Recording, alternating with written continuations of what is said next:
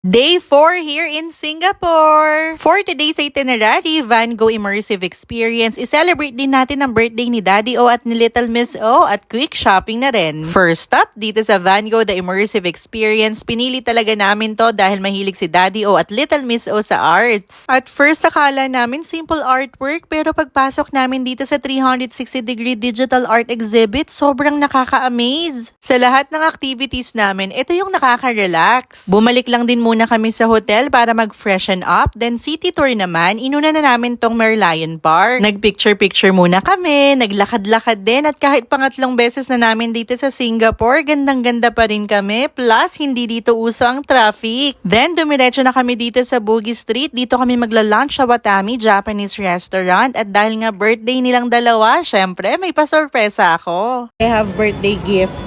Kay Baby O and kay Daddy O. Sir I.